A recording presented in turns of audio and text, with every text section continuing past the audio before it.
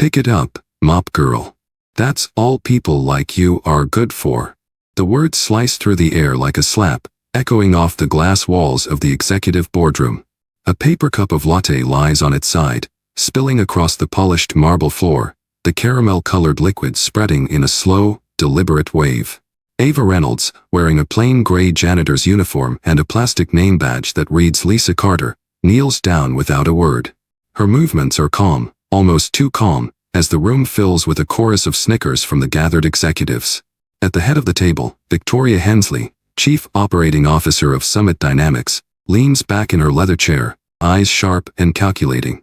Maybe if you work really hard, you'll make it to the mailroom someday, Victoria adds, her voice dripping with mock encouragement.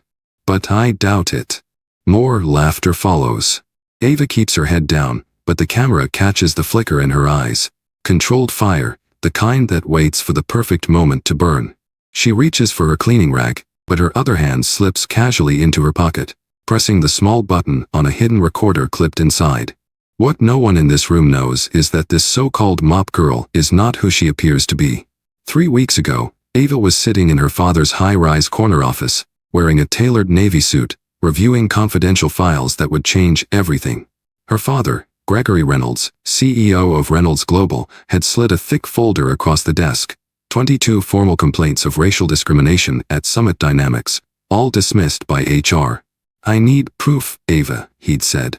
Before I spend $500 million buying this company, I need to know exactly what we're walking into. Now, here she is, working the early morning shift, invisible to the people who underestimate her the most. Her mop glides across the marble like nothing's wrong, but every insult, every sneer, every scrap of evidence is being captured. And in less than 30 days, Ava Reynolds will use it to bring this entire floor of power crashing down. 3 days before that spilled latte, Ava's life had looked very different. She was in her father's office on the 45th floor of Reynolds Global Headquarters, the Seattle skyline stretching out in every direction. Gregory Reynolds was a man who could move markets with a single phone call, but at that moment, his focus was entirely on his daughter. He tapped a folder on his desk. Inside were printed emails, incident reports, and internal HR notes from Summit Dynamics. It was not just paperwork. It was a pattern. Employees of color passed over for promotions, terminated for vague reasons like poor cultural fit, or pressured to resign after being micromanaged into failure. These aren't isolated cases, Gregory said, his voice low but firm. They've dismissed 22 formal complaints in the past year alone. Not one upheld. Not one investigated properly. The technology they've developed is groundbreaking, but the culture. I won't buy a company that rots from the inside. Ava leaned back in her chair, scanning the documents. Her MBA in corporate ethics had taught her how to identify systemic discrimination on paper, but this was more than theory. It was personal. Send in a corporate auditor and they'll hide everything, she said. Clean up the surface, put the right people in the right rooms, rehearse the answers. But no one notices the cleaning crew. They're invisible. Gregory's eyes narrowed, recognizing the spark in hers. You're volunteering. I am, Ava replied. You want the truth, I can get it. But I'll need full autonomy, secure comms, and 30 days. Within 48 hours, Ava had a new identity. Lisa Carter, night school dropout, single with no kids, working for a third-party janitorial service contracted by Summit Dynamics. The pay was just over minimum wage. Her shift started at 5:30 a.m., the hours no one else wanted. On her first day, she was handed a generic gray uniform and a laminated badge with her new name printed in block letters. The building's security guard barely looked at her. The HR clerk who processed her paperwork never made eye contact. Victoria Hensley met her on the executive floor, heels clicking on the tile like a metronome of authority. She gave Ava a brisk tour, pointing out bathrooms, offices, and supply closets without a hint of warmth. We keep things professional here, she said. That means staying out of the way. I assume early mornings work for people like you. Ava smiled politely, nodded, and said nothing. In that silence, she made a silent promise. Every word, every gesture, Every injustice would be recorded. She was officially invisible now. And invisibility was exactly the cover she needed. By the end of her first week, Ava had learned more from a mop bucket and a spray bottle than most consultants could gather in a month. The executive floor of Summit Dynamics was a study in contrasts. When a white project manager walked into Victoria's office, she greeted him with a smile, offered coffee, even laughed at his jokes. Minutes later, when a black administrative assistant stopped by with the same request for a meeting, Victoria's tone hardened. No coffee. No small talk. Just a clipped, "Leave it on my desk," before turning back to her computer. Ava kept her head down, cleaning quietly in the background. But her phone, tucked in the side pocket of her uniform, was running a secure recording app. Every conversation, every slight, every offhand remark was being documented and stored in encrypted files. She noticed patterns. Employees of color were given the least desirable tasks and the most restrictive deadlines. If a mistake was made, no matter how small, it was a crisis. But when white employees missed deadlines or made costly errors, it was smoothed over with excuses. "We all have off days," she heard one department head say to a white analyst who had lost a major client account. Ethan Cole caught her attention on a Tuesday morning. A lead security engineer with a reputation for innovation, Ethan presented a streamlined network security protocol during a meeting Ava happened to be cleaning. Before he could finish, Victoria interrupted. "We don't need to reinvent the wheel," she said, dismissing his work without review. Minutes later, Ava overheard her praising a similar idea pitched by another engineer, a white man, just 2 days earlier. The janitorial closet became Ava's safe zone between rounds. She would duck in, jot quick notes, label audio files with times, dates, and names. Her evidence was growing, but she knew she needed more than just snide comments and dismissals. She needed proof that this culture was systemic and deliberate. Even in casual interactions, the divide was obvious. The break room had 2 tables pushed far apart. One was always crowded with white managers and team leads. The other, smaller table was where the cleaning crew and a few minority staff ate their lunch. Ava noticed how quickly conversations stopped when she entered certain rooms, how people whispered as if her presence was an intrusion. She played the role perfectly, polite, quiet, invisible. But in her mind, she was mapping out the structure of discrimination at Summit Dynamics, brick by brick. The foundation was clear. It was not about one bad comment or one unfair decision. It was the system itself. And Ava was getting ready to expose it. It happened on a rainy Thursday morning, the kind of Seattle rain that never seems to stop. Ava was mopping the hallway outside the glass-walled conference room when she noticed the tension inside. The executive leadership team was in the middle of a quarterly strategy meeting. Slides flicked across a large screen as Victoria stood at the head of the table, delivering her polished presentation. From Ava's vantage point, she could see the numbers on the slide. Something about them didn't sit right. The chart showed projected cost savings paired with a cost-benefit ratio that simply did not add up. She had spent years running financial models at Reynolds Global, and her mind did the math automatically.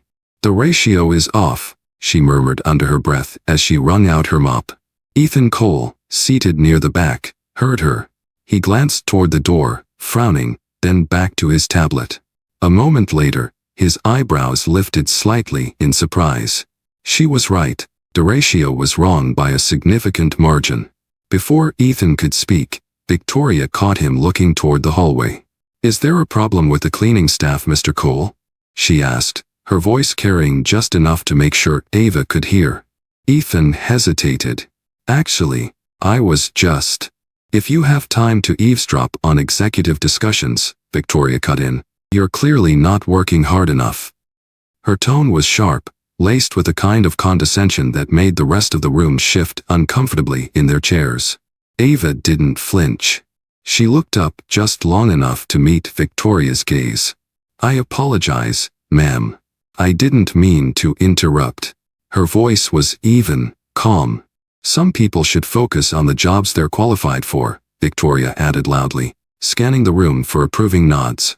A few executives avoided her eyes. No one spoke up. Ava went back to mopping, the picture of compliance.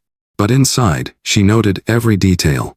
The incorrect data, Ethan's reaction, Victoria's public dismissal. It was another piece of the puzzle, evidence of how expertise from the wrong person could be ignored or belittled. When the meeting broke up, Ethan found her in the hallway. "You were right about those numbers," he said quietly. "Just something I heard somewhere," she replied with a shrug. "You don't talk like a janitor," he said, his eyes narrowing in curiosity. "Maybe people just don't listen closely enough," Ava answered, pushing her cart toward the next office. It was a small moment, but moments like this had power. Ava had just shown one of Summit's best engineers that the so-called mop girl saw more than anyone realized. And that kind of crack in the wall could make the whole structure start to fall. The Summit Dynamics annual gala was the kind of event that made the business section of the Seattle Times. The company's glass and steel lobby had been transformed into a glittering ballroom, with crystal chandeliers lowered from the ceiling and soft jazz drifting from a live quartet in the corner. Servers in black vests moved through the crowd with trays of champagne and hors d'oeuvres. Ava wasn't here as a guest. She wore her gray uniform, blending into the background with the rest of the contracted cleaning crew. Her assignment for the evening was simple: keep the glassware moving, clear empty plates, and stay out of the way. From the center of the room, Victoria Hensley owned the spotlight. In a cream-colored designer gown and diamond earrings, she worked the crowd like she was hosting a political fundraiser. Her laughter rang out as she introduced high-profile guests to William Sloan, the CEO, and to several state senators who had come to celebrate Summit's new government contract. Ava kept moving, listening without appearing to listen. She collected an empty glass from a table near the bar when a commotion caught her eye. A senior VP, clearly tipsy, stumbled toward an investor, nearly sloshing a full glass of red wine onto the man's suit. Ava stepped in quickly, steadying his arm and replacing the glass with sparkling water before any damage was done. "Your staff is remarkably well trained," the investor remarked to Victoria, who had witnessed the save. Victoria's smile tightened, just slightly. "Basic competence is the minimum expectation," she replied. 20 minutes later, as Ava passed through the crowd with a tray of canapes, she felt a sudden jolt. Victoria had brushed past a server carrying red wine, sending a splash across the front of her own gown. Gasps and murmurs rose from nearby guests. "You clumsy girl," Victoria's voice cracked like a whip. She pointed straight at Ava, who stood several feet away. "Do you have any idea what this dress costs?" Ava set down her tray and stepped forward calmly with a stack of napkins. "I'm so sorry, ma'am. Let me help." Victoria didn't lower her voice. "This is why we shouldn't hire from certain neighborhoods. No attention to detail. Maybe if you'd finished high school, you'd have better job options." The room went quiet. Conversations stopped. Eyes turned toward them. Ava kept her hands steady, dabbing at the stain without making eye contact. "Since you've ruined the evening," Victoria continued, "why don't you explain to everyone here where you come from and what qualifies you to be in this building at all?" Ava didn't take the bait. "I'm just doing my job, ma'am," she said softly. Victoria smirked at the crowd. "See? Not even articulate enough to defend herself." Ava finished her work, excused herself, and walked to the restroom. Inside, she locked herself in a stall, pulled out her phone, and uploaded the entire recording to her secure cloud account. The humiliation stung, but it was another brick in the case she was building. And Ava wasn't done yet. The Monday after the gala, Ava was summoned to Victoria's office before her shift even started. The blinds were drawn, the air cold despite the hum of the heating system. Victoria stood behind her desk, arms folded, eyes hard. "From now on," she said, sliding a printed schedule across the desk, "you'll be reassigned to the basement storage level. Executive floor requires discretion, and frankly, you've been far too visible." Ava glanced at the paper. The new hours and assignments were the least desirable on the roster. Dusty storage rooms, unused server spaces, and cluttered archives. She nodded once, keeping her expression neutral. The basement of Summit Dynamics felt like another world. The fluorescent lights flickered overhead, and the air smelled faintly of cardboard and machine oil. Rows of metal shelving stretched into the shadows, stacked with boxes labeled in faded black marker. Some were filled with outdated tech equipment, others with office supplies that hadn't been touched in years. While dusting a forgotten corner, Ava noticed a row of bankers' boxes with bright red stickers, scheduled for shredding. The labels read HR, personnel files. Her pulse quickened. She slipped on a pair of gloves from her cleaning cart and lifted the lid on one of the boxes. Inside were neatly organized folders, performance reviews, hiring records, termination notices. Many were marked with vague, subjective notes like, "not a cultural fit," or "lacks executive presence." Others were copies of formal complaints filed by employees of color, each stamped with the word "resolved" in bold letters, yet no evidence of action taken. Ava photographed each page quickly, her phone hidden beneath a stack of folded cleaning cloths. She worked methodically, capturing every document before returning it to its exact place. The hum of the air vents masked the faint click of her camera app. Just as she replaced the last lid, the heavy door to the basement creaked open. Footsteps echoed down the concrete floor. Ava slid the box back into place, picked up her duster, and began wiping the nearest shelf. It was only the maintenance supervisor doing a quick check, but the moment left her heart pounding. She had just uncovered the kind of proof her father needed, evidence that the discrimination at Summit wasn't just casual bias, but a documented, systemic practice. And now she knew exactly where to dig deeper. It was during her next shift in the basement that Ava first spoke more than a few words to Marisol Vega. Marisol had been with the cleaning crew for over a decade, moving silently through the building like part of its structure. She was in her early 50s, with tired eyes but a sharpness in her voice when she finally decided to use it. "You're new," Marisol said quietly, stacking fresh trash liners on a shelf. "And already, she sent you down here. That tells me she's got you in her sights." Ava glanced over her shoulder, lowering her own voice. "You mean Victoria?" Marisol let out a humorless laugh. "Who else? She's been running people off this floor for years. People like us. You keep your head down, you might last a few months. Speak up, and you're gone before payday." Ava nodded slowly, deciding it was time to push a little further. "Have you seen her go after others?" Marisol's eyes flicked to the door before she answered. "Too many to count. Ethan in security, Tasha from accounting, half the admin assistants she's had in the past 3 years. If you're not in her circle, you're a target." Later that afternoon, Ethan Cole found Ava near the freight elevator. He looked around to make sure they were alone.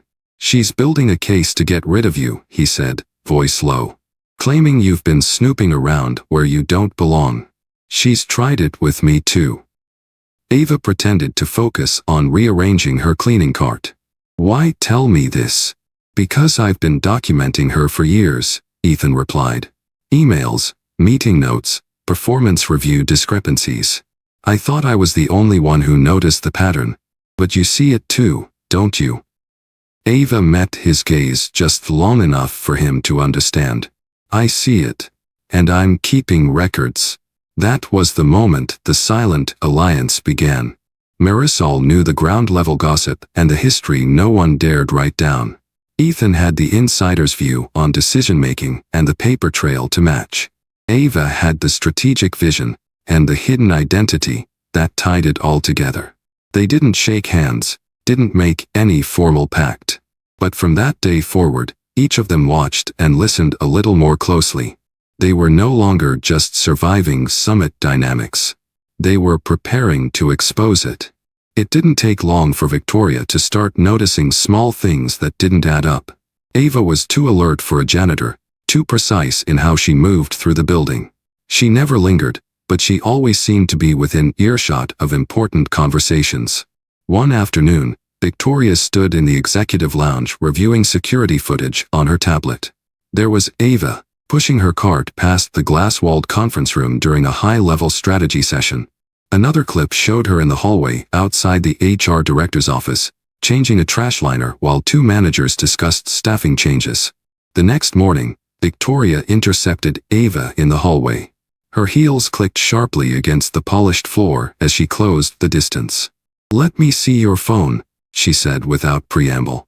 Ava blinked, feigning confusion. "My phone? Yes. I want to make sure you're not using it during work hours," Victoria said, her tone flat but her eyes probing for any sign of resistance. Ava reached into her pocket and handed over a cheap, prepaid phone, her decoy. The screen was clean. No suspicious apps, no recordings, just a couple of generic contacts and a basic clock display. Victoria scrolled through it, her expression unreadable. She handed it back, but her tone turned colder. "Stay in your assigned areas from now on. No wandering. The executive floor requires discretion." Ava nodded, keeping her face neutral, but inside, she felt the shift. Victoria wasn't just annoyed anymore, she was suspicious.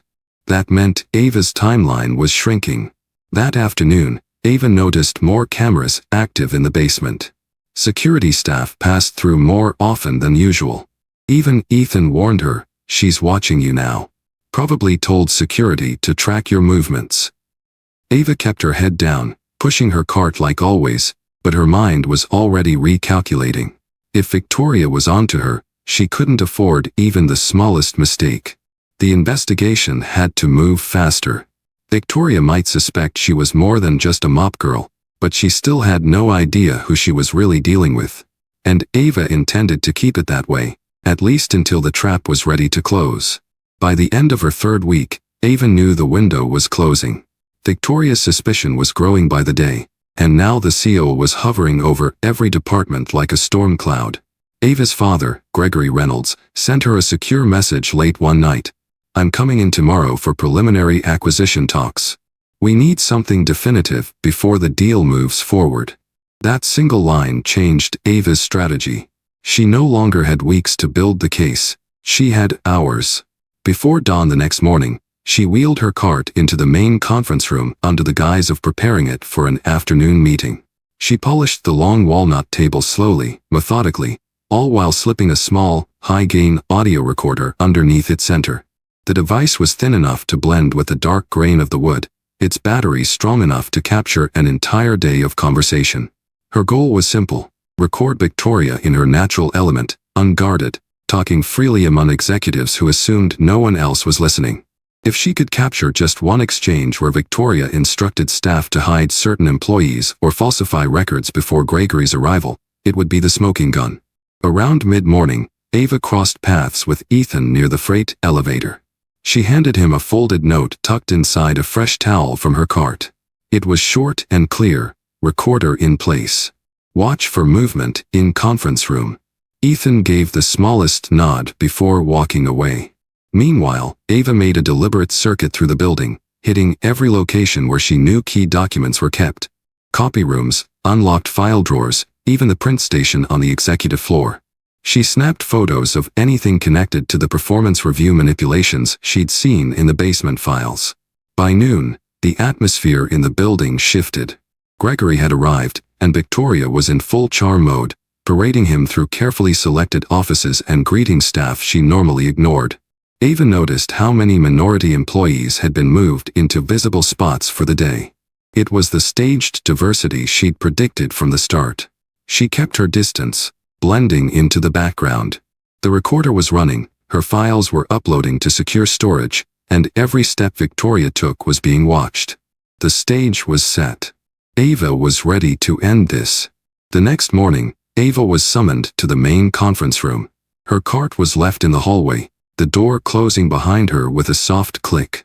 Victoria sat at the head of the table, flanked by the HR director and a security guard. William Sloan, the CEO, was there too, looking more uneasy than hostile.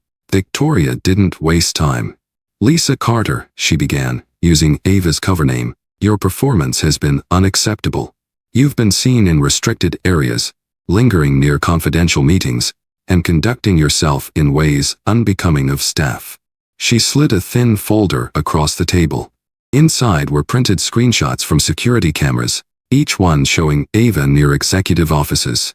"You were told to stay in your assigned areas," Victoria continued. "This is grounds for termination."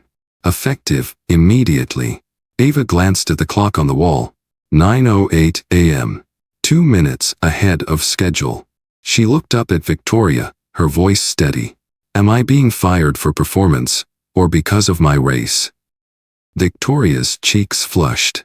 How dare you make this about race? This is about competence and honesty, qualities you clearly lack. The conference room door opened. Gregory Reynolds stepped inside, followed by a woman in a tailored navy suit carrying a leather portfolio. Conversation froze. William's eyes widened. Everything okay in here, sweetheart? Gregory asked, his voice calm but carrying weight. Victoria's mouth opened, then closed again. Sweetheart, she repeated. Ava stood, removed her gray badge, and placed it on the table. Allow me to introduce myself properly, she said, her voice gaining strength with every word. Ava Reynolds, MBA from Wharton, Chief Compliance Officer at Reynolds Global. For the past 26 days, I've been conducting an undercover workplace culture audit at Summit Dynamics as part of our due diligence before acquisition. The portfolio snapped open, revealing a stack of neatly organized documents and a tablet. We've documented 47 incidents of discriminatory behavior, most of them connected directly to you, Ms. Hensley, Ava continued. We have audio recordings, written statements, and internal documents showing manipulated performance reviews, unlawful termination patterns, and targeted harassment. Victoria tried to stand, but Gregory raised a hand. Sit down, he said evenly. We're not finished. Ethan appeared at the doorway, holding a flash drive. I have 3 years of supporting documentation, he said, placing it on the table. William Sloane's face drained of color as Ava tapped the tablet screen, playing a clear recording from the day before. Victoria's voice filled the room. Move certain employees off the floor before Reynolds arrives. We need to present our best face. Silence. Ava closed the portfolio. You tried to make me invisible. Instead, I saw everything. Gregory's voice was final. This meeting is adjourned. Ms. Hensley, you're relieved of your duties effective immediately. For the first time since Ava walked into Summit Dynamics, Victoria had nothing to say. By the end of that day, the walls of Summit Dynamics seemed to hum with a new kind of energy. The news traveled faster than any memo. Victoria Hensley had been escorted out of the building by security. Her access badge was deactivated, her office sealed, and her name scrubbed from the internal directory before sunset. In the boardroom upstairs, Gregory Reynolds met with William Sloane and the remaining executives. The acquisition deal would go forward, but only under strict conditions. Reynolds Global would implement a full restructuring of Summit's leadership, overhaul all hiring and promotion processes, and bring in an independent firm to audit HR practices for the next 5 years. The changes began immediately. Ethan Cole was promoted to lead the new Security Innovation Division, a role he had been denied twice before. Several former employees who had been pushed out under questionable circumstances received phone calls offering reinstatement, back pay, and public apologies. For the first time in years, the cleaning crew had a seat at the table, literally. Marisol Vega was promoted to facilities manager, given a pay raise, benefits, and access to leadership meetings concerning workplace conditions. The janitorial break room, once tucked into a converted storage closet, was relocated and renovated to match the amenities enjoyed by other departments. William Sloane, humbled by the revelations, addressed the company in an all-hands meeting. We failed to protect our people, he admitted. That ends now. Our success means nothing if it's built on discrimination. His words were followed not by polite applause, but by a quiet, collective exhale, an acknowledgement that the real work was just beginning. Ava didn't stand at the podium. She stayed in the back of the room, watching faces that were no longer braced for insult or dismissal. She knew better than to believe that a single day could erase years of bias, but she also knew that change had to start somewhere. Later, Gregory walked into her temporary office with a simple nod. You did more than secure a clean acquisition. You changed the foundation they were standing on. Ava smiled faintly. That was the point. Summit Dynamics was no longer the same company she had walked into under the name Lisa Carter. And that was exactly how she had planned it. Weeks after the dust had settled, Ava found herself standing on a small stage at a leadership symposium in downtown Seattle. The audience was filled with executives, HR directors, and community leaders. She wasn't there to talk about the technology behind the Reynolds Summit merger. She was there to talk about people. Discrimination doesn't always shout, she began. Most of the time, it whispers. It hides behind phrases like cultural fit or not ready for leadership. It thrives when no one pays attention, and it survives because people are afraid to speak up. She told the room how invisibility had been her greatest weapon, how listening quietly had revealed more than confrontation ever could. She explained that evidence, clear, organized, undeniable, was the only thing strong enough to pierce the armor of corporate denial. Courage matters, she said, but courage without strategy is just a story. If you want change, you need proof. And if you want proof, you have to pay attention to the small things, the jokes in the hallway, the patterns in who gets promoted, the way opportunities are handed out. Ava looked out over the crowd. The lesson isn't that you need to go undercover to make a difference. The lesson is that each of us, in our own workplace, has the ability to notice, document, and challenge what's wrong. Silence will always protect the wrong side of history. Your voice, paired with evidence, can change the ending. As the audience rose to their feet in quiet applause, Ava stepped back from the podium. She knew this wasn't the end of the work, but it was a reminder, to herself and to everyone listening, that justice isn't a single event. It's a practice, and it starts with the decision to see what others choose to ignore.